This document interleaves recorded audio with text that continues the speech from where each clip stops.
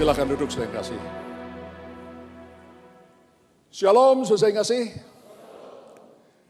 Khotbah saya hari ini saya beri judul Masalah Utama Semua Manusia.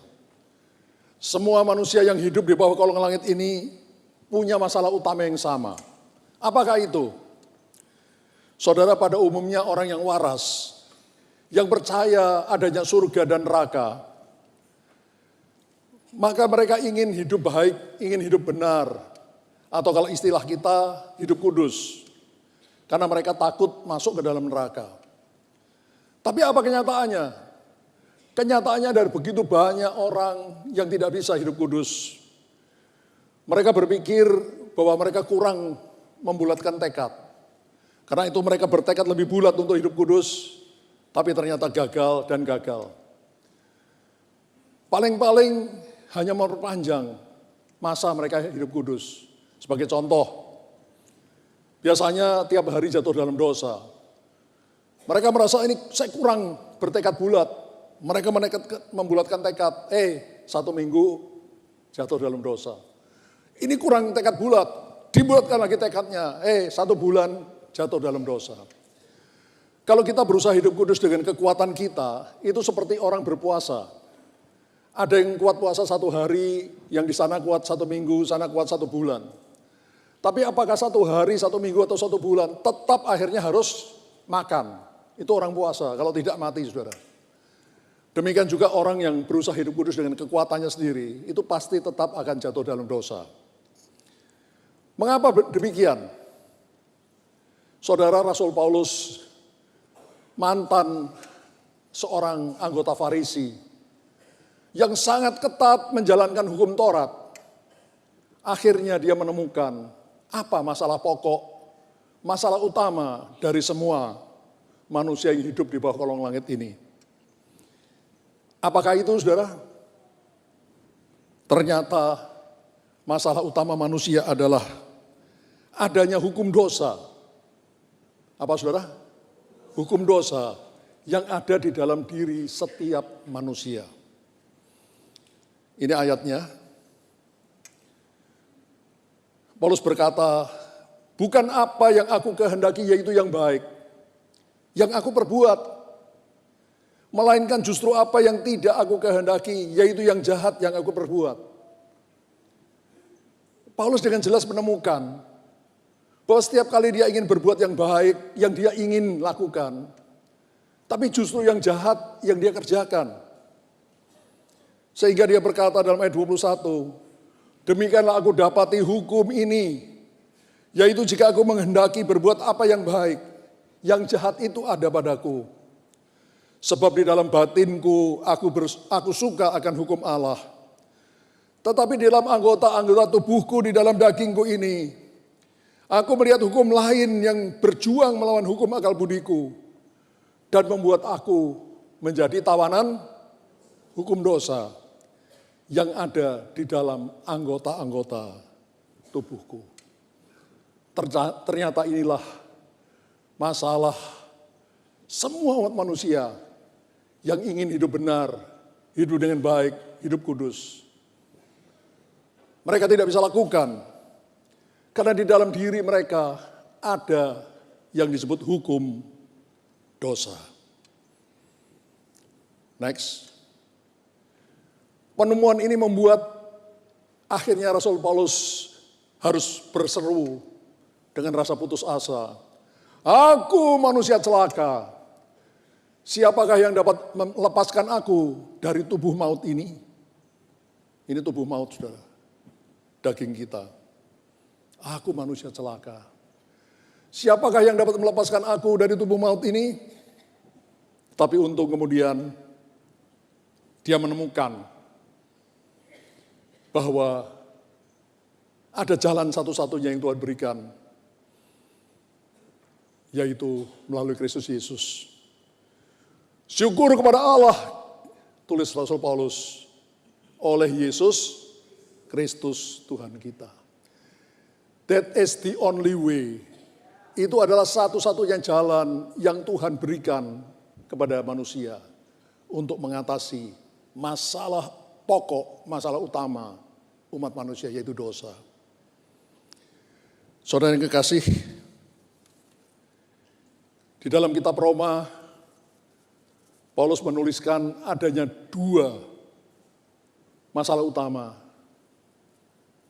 tentang hukum dosa ini yang ada dalam diri kita. Dua masalah utama hukum dosa ini, yang pertama adalah perbuatan dosa. Apa saudara? Perbuatan dosa. Tapi yang kedua, tabiat dosa. Ini beda saudara. Mari kita lihat satu persatu. Pertama, perbuatan dosa. You just name it. Sebutkan saja apa perbuatan dosa. Oh, banyak sekali.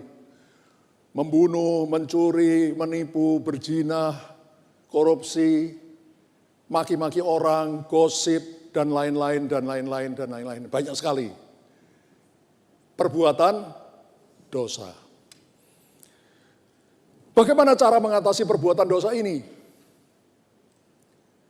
Tuhan memberikan cara di dalam 1 Yohanes 1 ayat 7. Langsung kita baca aja yang saya highlight merah, saudara, supaya lebih mudah dimengerti. Kita baca 1, 2, 3. Dan darah Yesus anaknya itu menyucikan kita daripada segala dosa.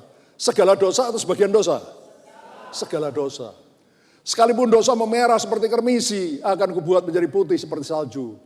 Sekalipun dosa memerah seperti kain kesumba, akan kubuat menjadi putih seperti bulu domba. Itu janji Allah. Dan cara untuk mengatasi perbuatan dosa adalah dengan darah Yesus yang membasuh, menyucikan, membersihkan, mengampuni dosa kita. Ya, itulah satu-satunya jalan yang Tuhan berikan untuk mengatasi masalah dosa yang pertama, yaitu perbuatan dosa. Segala dosa bisa diampuni dengan darah Kristus. Tetapi, saudara, kemudian kita temukan, setelah dosa kita diampuni, kita masih berdosa lagi enggak? Masih. Jadi akhirnya manusia masuk di dalam apa yang kita namakan saja lingkaran dosa. Diampuni, berdosa lagi. Diampuni, berdosa lagi. Diampuni, berdosa lagi. Seperti sebuah circle of sin, lingkaran dosa. Next. Ketika kita berada dalam lingkaran dosa ini, iblis akan terus mendakwa kita, saudara. Dalam Wahyu 12 ayat 10, supaya lebih mudah dimengerti, langsung aja kita lihat ayat yang saya highlight kuning. Mari kita baca 1, 2, 3. Karena telah dilemparkan ke bawah pendakwa saudara-saudara kita yang mendakwa mereka siang dan malam di hadapan Allah kita. Ternyata Alkitab menuliskan bahwa sampai sekarang iblis itu masih bisa masuk menghadap Allah di surga. Untuk apa dia masuk? Oh, bukan melakukan yang baik, saudara. Untuk mendakwa kita, menuduh kita, menyalah-nyalahkan kita di hadapan Allah Bapa di surga. Allah, itu si Anu, yang sudah kau ampuni dosanya, yang sudah kau angkat jadi anak Allah. Dia masih berdosa lagi. Ngapain orang kayak gitu kau ampuni? Itu si B, sudah jadi anak Allah katanya. Dia masih berdosa lagi. Itu si C, si D, si E, dan seterusnya. Itu kerjaannya iblis. Pendakwa anak-anak Allah. Sekarang dia bisa masuk ke surga. Masih bisa masuk surga. Tapi Alkitab menuliskan bahwa kita percaya tidak lama lagi akan terjadi peperangan besar antara Mikael, penghulu malaikat, dengan para malaikatnya melawan iblis dan anak buahnya. Pertempuran besar akan terjadi di surga. Iblis dan anak buahnya dikalahkan, lalu dilemparkan ke bumi. Seperti tertulis tadi, karena telah dilemparkan ke bawah pendakwa saudara-saudara kita yang mendakwa mereka siang dan malam di hadapan Allah. Dan setelah iblis dilemparkan ke bumi, dia tidak bisa lagi masuk surga. Dan iblis menjadi sangat-sangat murka Dan itu akan dilampiaskan. Kemarahan iblis akan dilampiaskan dengan maksimal. Nanti di zaman antikristus, zaman kesusahan besar. Dia akan menghancurkan, menghajar manusia habis-habisan. Karena kemarahannya, bahwa dia tidak lagi punya tempat di surga. Saudara, selain iblis melaporkan, mendakwa kita di hadapan Bapa di surga atas dosa-dosa kita, anak-anak Allah. Dia juga mendakwa pikiran kita, memasukkan pikiran yang jelek di dalam pikiran kita. Kamu katanya anak Allah, tapi ternyata kamu masih berbuat dosa. Gimana sih lu? Engkau tidak layak untuk jadi anak Allah. Engkau tidak layak untuk datang pada Bapa. Orang seperti kamu enggak layak. Iblis akan membombardir kita, pikiran kita. Dengan pikiran, baru karena kita masih berdosa. We are not worthy to come before God. Bahwa karena kita masih berdosa, kita tidak layak untuk datang pada Allah. Dan ini membuat banyak orang Kristen, ketika mereka jatuh dalam dosa, dan kemudian iblis menyerang mereka dengan pikiran-pikiran yang tidak benar. Akhirnya mereka takut untuk datang menghadap Allah yang kudus.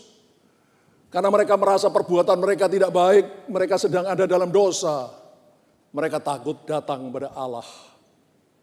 Dan akibatnya, karena mereka tidak segera minta ampun pada Tuhan, dosa mereka yang mula-mula kecil akan makin berkembang. Makin berkembang, makin berkembang. Akhirnya menjadi dosa yang besar, yang sudah sulit untuk diselesaikan. Saudara, jangan mau dibohongin oleh iblis. Iblis itu pembunuh, pembinasa, pembohong besar, bapak segala dusta. Saudara, kita menghadap Allah bukan karena jasa kita, bukan karena kebaikan kita, bukan karena kita melakukan sesuatu yang benar, baru kita berani datang pada Bapa di surga. Enggak. Tapi Alkitab mencatat kita berani datang pada Allah karena darah Kristus yang sudah mengampuni dosa kita. Ya, ingat saudara, saya pernah ajarkan bulan lalu, dosa itu harus dibereskan, dimintakan ampun, diselesaikan ketika masih kecil. Jangan tunggu dosa itu menjadi besar, karena makin besar dosa makin sulit untuk dibereskan. Tapi ketika dosa masih kecil, langsung aja datang pada Bapa. Tidak peduli engkau sedang kudus atau engkau sedang kudis hari itu. Don't care. That is not about you. Bukan karena engkau suci atau engkau benar, engkau baik. Enggak. Engkau berani menghadap Bapa yang kudus. Karena darah Kristus yang kudus, yang tidak pernah berubah. Kalau di sini ada engkau yang merasa engkau tidak layak, dan memang sebetulnya kita tidak ada yang layak untuk menghadap Bapa di surga, tidak ada yang layak, karena nggak ada yang suci sempurna. Kalau saudara mau layak menghadap Bapa harus suci sempurna, nggak ada yang layak saudara. Karena itu anytime, anywhere, kapanpun, dimanapun, datang pada Tuhan. Apalagi kalau engkau sudah berbuat dosa, cepat datang, bereskan. Maka Bapa karena melihat darah anaknya, dosamu diampuni, dosamu disucikan, dosamu dibersihkan. Do you understand? Berikan tepuk tangan bagi Tuhan, haleluya.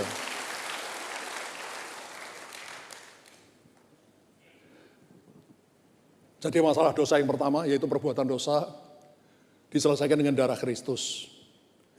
Sekarang masalah dosa yang kedua, yaitu tabiat dosa. Bila perbuatan dosa diampuni dengan disucikan oleh darah Kristus, maka tabiat dosa tidak diampuni atau disucikan dengan darah Kristus, tapi diatasi dengan salib Kristus. Bedakan ya. Semuanya dari Kristus. Tapi darahnya yang tercucur di atas kayu salib mengampuni dosa kita. Tapi salib Kristus, di mana 2000 tahun yang lalu Yesus tersalib, itu menyelesaikan, mengatasi tabiat dosa kita. Do you understand? Berikan dulu tepuk tangan bagi Tuhan.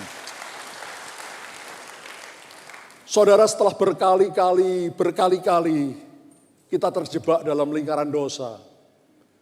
Berdosa diampuni, berdosa diampuni, berdosa diampuni, berdosa diampuni. Maka akhirnya kita mengerti bahwa ada sesuatu yang salah. There is something wrong in our body. Ada something wrong, ada sesuatu yang keliru, sesuatu yang salah di dalam diri kita, di dalam tubuh kita. Apa itu? Itu adalah kuasa dosa. Tabiat dosa yang ada di dalam tubuh daging kita ini. Saudara, kita lihat berikutnya. Kuasa dosa atau tabiat dosa kita tidak bisa diampuni, tidak bisa disucikan dengan darah Kristus. Oh, tabiat dosa ya, kuasa dosa.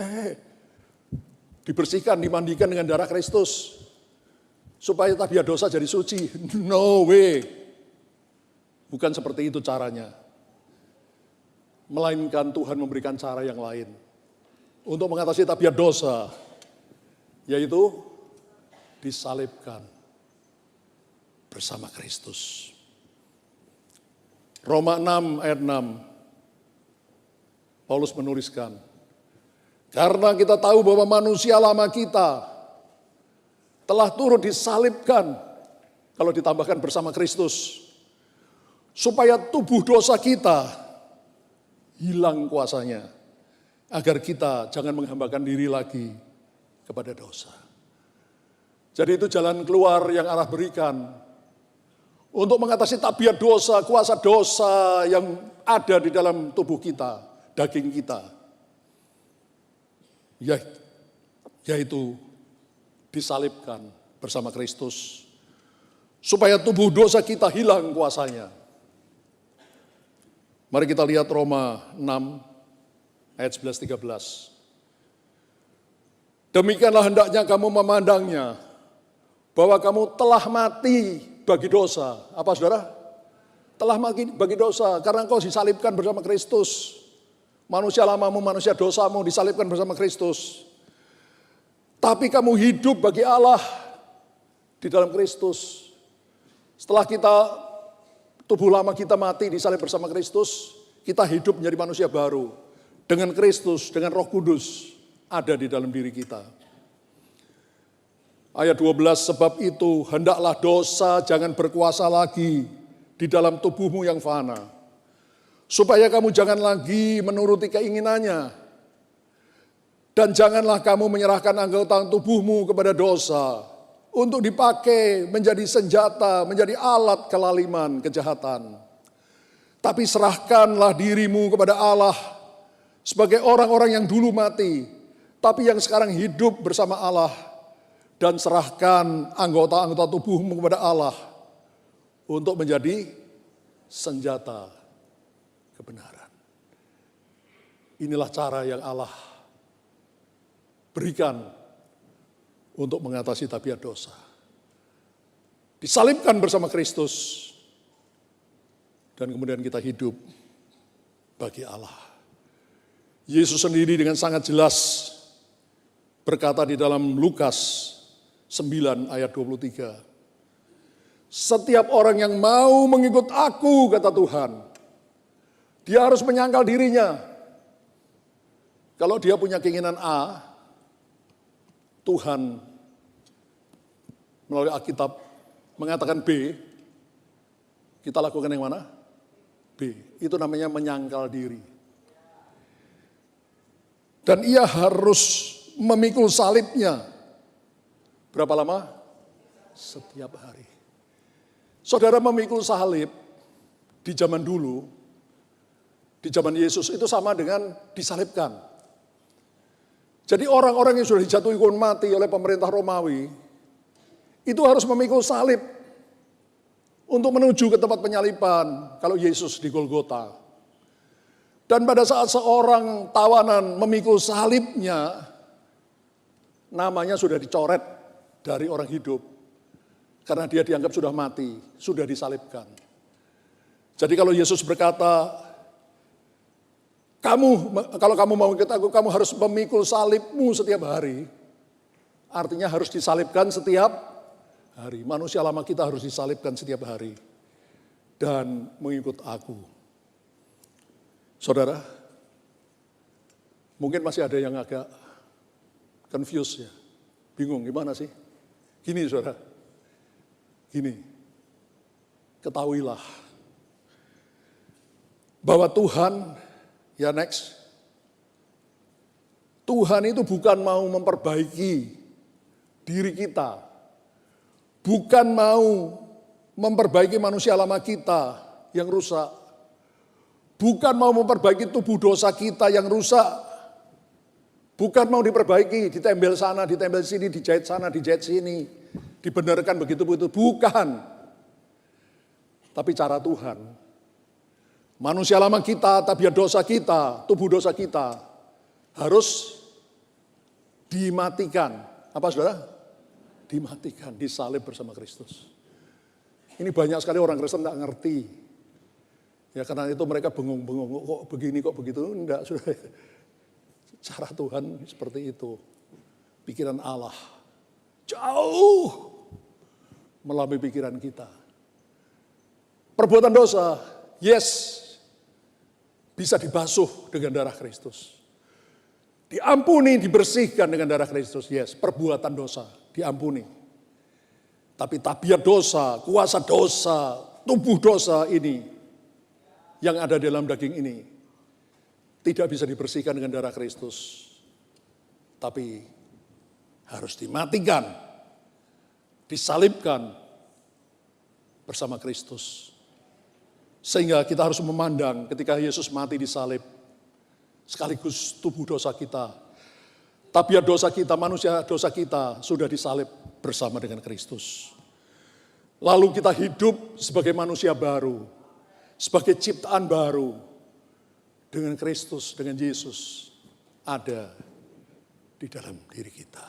Itulah kelahiran baru. Do you understand? Itu rahasia ilahi. Milikilah pikiran Allah, bukan pikiranmu dan pikiranku yang terbatas.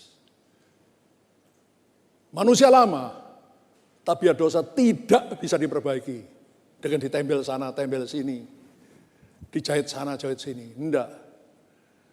Tapi manusia lama, tubuh dosa, tabiat dosa harus dimatikan. Disalib bersama Kristus.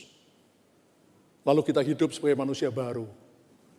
Ciptaan baru dengan Roh Kudus ada dalam diri kita. Tapi, saudara, tetapi kenyataannya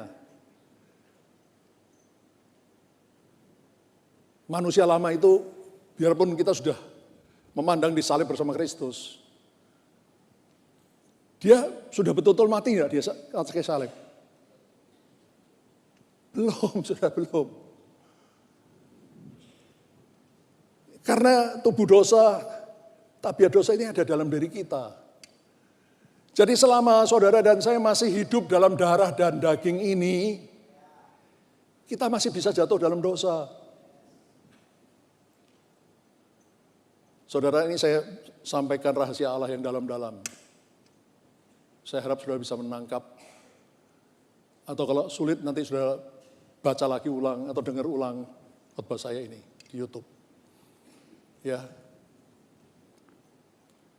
Selama kita masih hidup dalam darah dan daging ini, tabiat dosa ini ada di dalam tubuh kita, anggota tubuh kita dalam darah dan daging kita. Sehingga sebelum kita betul-betul mati, darah dan daging ini betul-betul mati, si tabiat dosa, manusia dosa, kuasa dosa masih bisa hidup kembali. Sehingga kita harus waspada. Yesus berkata, memikul salib setiap hari salibkan. Biarpun manusia lama kita, tapi dosa kita, Yongki gak enak ini aku disalibkan. Turunin dong aku. Nanti kita bersenang-senang bersama-sama. No way. Tuhan berkata, engkau sudah disalib bersama Kristus. Tetap di sana tempatmu. Tapi kalau kita lengah, kita jatuh lagi di dalam dosa. Saudara, di dalam tubuh kita yang fana ini, ada dua macam manusia. Ini supaya saudara ngerti. Pertama, manusia baru. Manusia batiniah yang didiami oleh Roh Kudus. Itu manusia baru kita.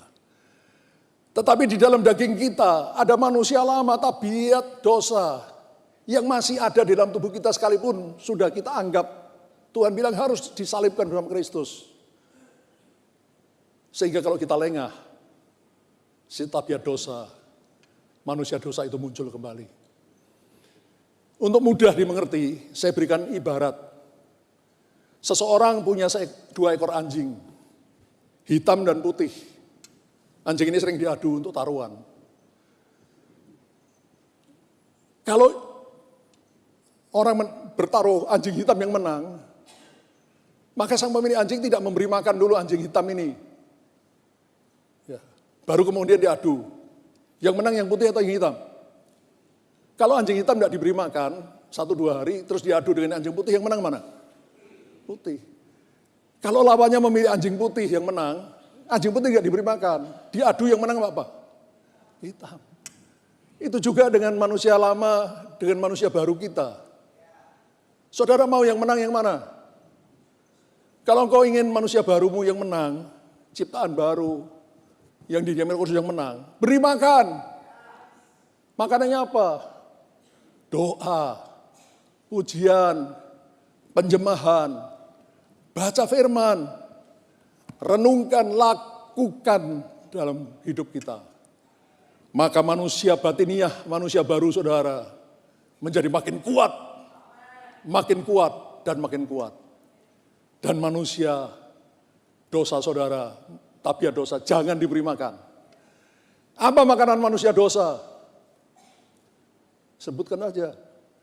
Semua pikiran kotor, semua pikiran dosa, bacaan dosa, film dosa, macam-macam perbuatan dosa. Makin saudara berikan makan manusia lama kita, tabiat dosa kita, makin dia kuat.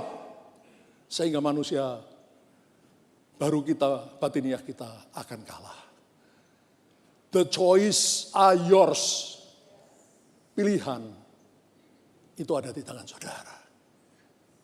Allah itu luar biasa. Allah itu maha bijaksana. Saudara, jadi kesimpulannya,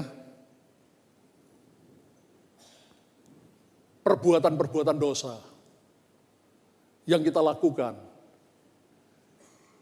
itu selalu bisa diampuni, dibersihkan, disucikan oleh darah Kristus di atas kayu salib. Sekalipun dosamu merah seperti kremisi, akan kubuat menjadi putih seperti salju. Merah seperti kain kesumba, akan kubuat putih seperti bulu domba.